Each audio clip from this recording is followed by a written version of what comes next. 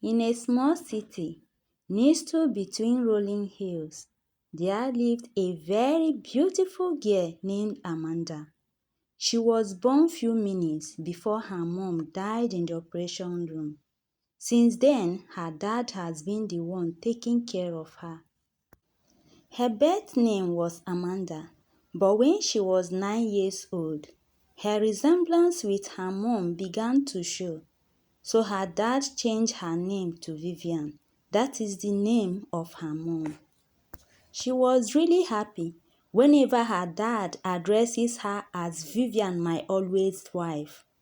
Her dad will keep praising her and calling her sweet names whenever she do anything right. When she got 18, her dad requested she leave her room to sleep in his. They both sleep in the same room and bathe in the same bedroom. Sometimes, her dad will request to bathe with her and he will play some foul play with her. She wasn't okay to sleep with him or bathe with him anymore. So she took the courage to take her complaints to her dad. But her dad is a sweet talker, so he made her believe there is nothing wrong for them to bathe together. She was in the class one day when Miss Cynthia, their health teacher, explained that it was wrong for their dad to bathe with them at this stage of their life.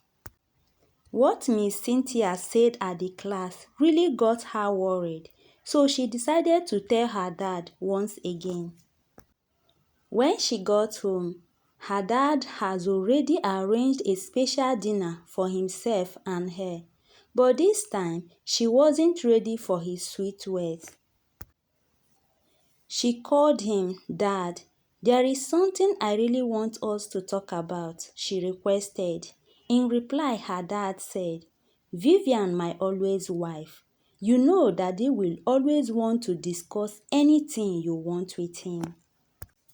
Then she proceeded, "Dad, my teacher said it's wrong for me to bathe with you, especially at this stage." Immediately, her dad stood up in anger. "I don't even want to hear that from you again. No one is taking you from me, even death." She started crying. "What are you saying? Don't you know I feel odd to bathe with you, or don't my feelings matter anymore? Get out of my sight if that is what you want. I don't want to see you till tomorrow," her dad said. She ran upstairs and packed her things back to her room, then locked herself up till the next day without eating. The next day, her dad refused to talk to her, but surprisingly, when she came back from school, she saw roses and pictures of her mom and dad everywhere. She followed the flower down to her dad's room, which was pleasantly decorated with smooth, slow music booming out of the home theater speaker. While her dad was on the bed, holding a glass cup of wine, on seeing her, he walked slowly towards her direction in some romantic way. He hugged and welcomed her with a kiss.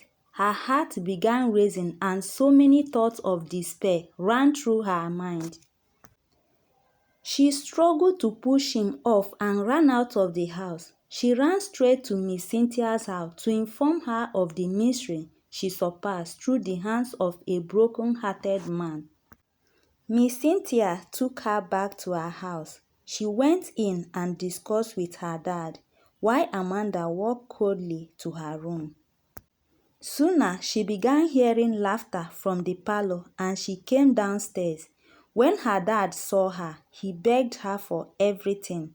He said he couldn't just get his mind off her mother, and since she looked just like her mom, he thought she was her replacement. Ever since that day, her dad never attempted any odd attitude towards her, and Miss Cynthia is now part of the family. Finally, her dad fell in love with Miss Cynthia and wedded her as his second wife. Now Miss Cynthia has given birth to twins, both boys, and Amanda was so happy to have them as her siblings. Thank you guys.